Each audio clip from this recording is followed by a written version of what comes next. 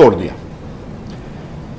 ठीक है, आप IMF के मायदा आपने तोड़ दिया, IMF आपको अगली किस्त नहीं देगा, लेकिन बहरहाल वो फरवरी और अब से अप्रैल जब ये इमरान खान साहब की हुकूमत गई नो कॉन्फिडेंस के बाद हमारी हुकूमत आई, तो मैं हुकूमत आते ही दूसरे दिन मैं 4 साल से ECL पे था खान साहब की वजह से, और जेल भी गया हूँ खान साहब की वजह से। और जो लोग जानते हैं, अल्लाह ताला की मेहरबानी से पूरा पाकिस्तान जानता है कि जो हमने टर्मिनल लगाया था जिसकी वजह से इमरान खान ने मुझे जेल भेजा था, वो दुनिया का सस्ता तरीन टर्मिनल था। और मैं नैब वालों को आज तक ये दावा देता हूँ कि उससे एक सस्ता टर्मिनल दिखा दो पूरी दुनिया में तो मैं अपने आप को गिल्टी करार दे दूंगा। लेकिन उन्होंने मुझको और शाहिद अब्बासी को जेल भेज दिया। मुझे तो ट्रांसपेरेंटली कहा था कि शाहिद अब्बासी के खिलाफ बयान दे दो, कुछ भी कह दो तो बस तुम छूट जाओगे। तो मैंने कहा नहीं, मैं ये नहीं करता। तो एनीवे, हम जब ECL से हटाऊँ मैं सेकंड डे, और उसके बाद मैं अमेरिका गया, IMF से बात की। उन्होंने कहा हम आपका बजट देख के अब बात करेंगे आपसे।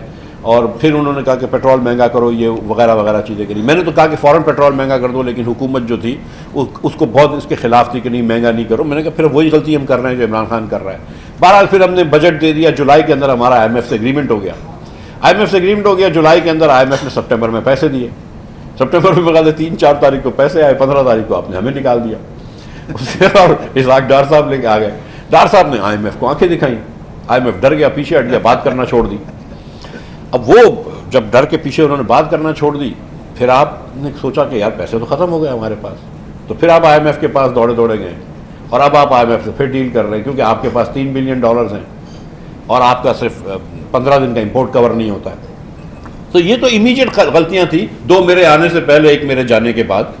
लेकिन तो मैं ये अपने आप को ज़रा सा वो करना चाहता हूँ इसमें, अपने मतलब I wanted to just show कि मेरी गलती नहीं थी करंट क्राइसिस में। और कल मेरे ख्याल से कुछ डॉन अखबार में खबर भी आई थी कि जिसके अंदर कोई IMF के इंसाइडर्स कह रहे थे कि Miftah was the one who understood कि चेंज कोर्स करेक्शन चाहिए। लेकिन सच्ची बात यह कि हम यहाँ पे आज पहुँचे 75 साल की गलतियों के बाद। जब और मैं इस सदी से शुरू करता हूँ कि जब मुशर्रफ साहब की हुकूमत आई और जब इन्होंने ये वॉर ऑन टेरर शुरू पे गए हम, तो आप तो अगर कहीं से टिश्यू पेपर कहीं से ला दो मुझे, कोई नैपकिन दे दो। जब मुशर्रफ साहब की हुकूमत आई और हम जब वॉर ऑन टेरर पे गए, तो बहुत सारे वेस्टर्न ममालिक ने हमारी डेट कम कर दी, हमारी डेट को रीस्केजुलिंग कर दी। तो एक फिस्कल स्पेस आ गई। लेकिन उस फिस्कल स्पेस को हम पाकिस्तान में इन्वेस्ट करते या पाकिस्तान को कंसोलिडेट करते, वो हमने नहीं किया। हमने उस फिस्कल स्पेस से इंपोर्ट कर लिया। Thank you so much Mahmood, बहुत शुक्रिया आपका जी। हमने उससे जो है हमने पाकिस्तान के अंदर हमने इंपोर्ट बढ़ा दिया और हमारा बहुत ज़्यादा करंट अकाउंट डेफिसिट होता रहा। और मुशर्रफ साहब के आखिरी साल में 8.1% हमारा बजट का, हमारी इकॉनमी का जो था हदफ, जो इकॉनमी का हजम था, उसके 8% से ज़्यादा, 8.1% हमारा करंट अकाउंट डेफिसिट था, जो इस पाकिस्तान की तारीख का सबसे ज़्यादा है। It is a huge current account deficit. और वो पूरा जो पैसे मिल रहे थे मुशर्रफ साहब ने खो दिए। उसके बाद फिर जब पीपल्स पार्टी की हुकूमत आई, उनको मईशत स्लो करनी पड़ी, उन्होंने मईशत स्लो करी, IMF के पास गए, वही चीज़ें करी। लेकिन उन्होंने उसके बाद एक NFC अवार्ड पास कर दिया। NFC अवार्ड पास कर दिया जिसके तहत उन्होंने कहा कि 57.5% पैसे हम सूबों को दे देंगे जो वफाक जमा करता है, जो टैक्स वफाक जमा करता है उसके 57% दे देंगे। पहले मेरे ख्याल से 40% दे रहे थे। और उसके साथ साथ 18वीं तरमीम हुई जिसके अंदर बहुत अच्छी चीज़ें हुई हैं, जिसके अंदर बहुत ज़्यादा हमने नीचे पावर ले आए, डिवॉल्व कर दिए कि एक वहाँ पे साम्राज्य समझ लीजिए इस्लामाबाद में नहीं बैठा होगा। अब जो है हमने सूबों को पावर्स दे दिए। और उसकी एक तरकीब ये थी कि सूबे जो है मजीद लोकल गवर्नमेंट को पावर्स देंगे तो लोकल एम्पावरमेंट होगा और नीचे तक पैसे जाएंगे। लेकिन जो एक साम्राज्य खत्म हो गया, अब 4 हेजमन्स हो गए कि 4 जगह पे 4 सूबे जो हैं वो कंट्रोल करके बैठे हैं और नीचे हमने कोई पावर डिवॉल्व नहीं करे, ना हमने पैसे डिवॉल्व करे। और साथ साथ जब हमने 57%, 57.5% हम पैसे देते हैं सूबों को, उसके अलावा आज़ाद कश्मीर को देते हैं, गिलगित बल्तिस्तान को देते हैं, KP को वॉर ऑन टेरर के लिए देते हैं, सिंध को ऑक्ट्राई के लिए देते हैं, तो सब मिला के 62-63% पैसे हो जाते हैं। जब आप 62-63% पैसे आप सूबों को दे देते हैं तो वफाक के पास पैसे ही नहीं रहते। अब इस साल मिसाल के तौर पर 7,500 अरब रुपया अगर वफाक जमा करती है और उसमें से 4500 अरब रुपये दे देगी समझ लीजिए सूबों को, तो वफाक के पास तो 3000 अरब रहेंगे। सिर्फ सूद जो है वो इस साल देना होगा, वो तकरीबन 4,500 अरब का या 5,000 अरब का सूद देना होगा।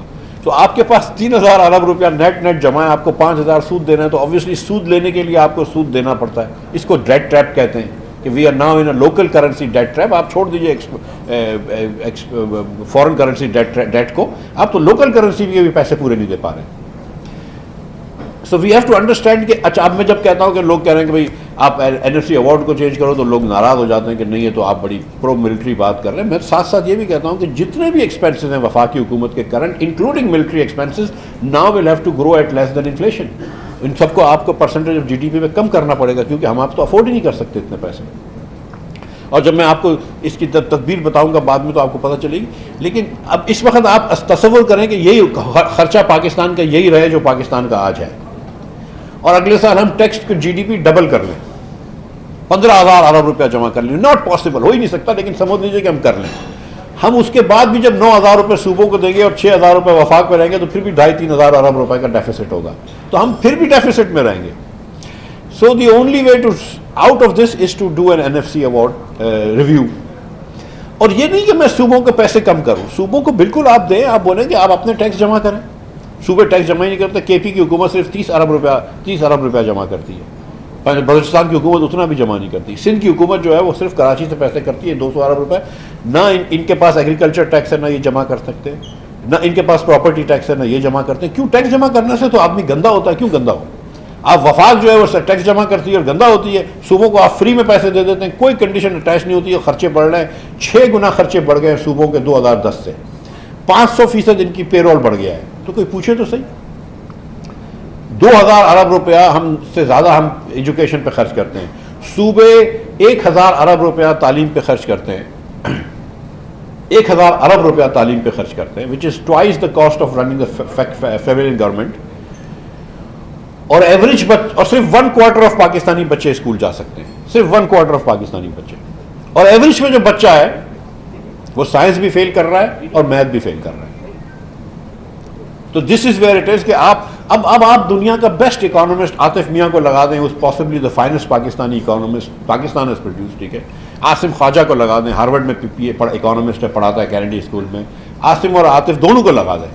कोई इकोनॉमिक पॉलिसी हमारी ऐसी नहीं बना सकते हम लोग कि जिसके अंदर अगर पाकिस्तानी एवरेज बच्चा मैथ और साइंस में फेल हो रहा हो कि पाकिस्तान आगे चले जाए। अगर आधा बच्चा पाकिस्तानी जो स्कूल जा सकता है वो स्कूल में नहीं जा रहा हो, तो कोई ऐसी पॉलिसी नहीं है कि जिसके तहत पाकिस्तान मईशत में आगे बढ़ सके। हो ही नहीं सकता।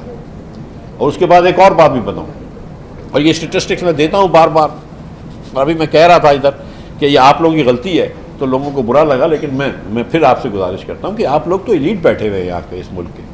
आधे तो यहाँ से, मैं 2 स्कूलों के बारे में बहुत बात करता हूँ, कराची ग्रामर स्कूल से जिससे आधे मुल्क के अमीर लोग और प्रोफेशनल आते हैं, या HSN कॉलेज से, तो जिससे आधी मुल्क की एक कभी कभी आधी सुप्रीम कोर्ट जो है वो HSN कॉलेज से आती है। एक स्कूल से अगर आधी सुप्रीम कोर्ट की जस्टिसेस आ रही है, आधी काबीना आ रही है, तो गलत नहीं लग रहा आपको? अगर एक स्कूल से पाकिस्तान के आधे अमीर लोग आ रहे हैं तो गलत नहीं लग रहा आप लोग कि बाकी पाकिस्तानी 4 लाख स्कूल में बच्चे आए, वो क्यों आए पाकिस्तान?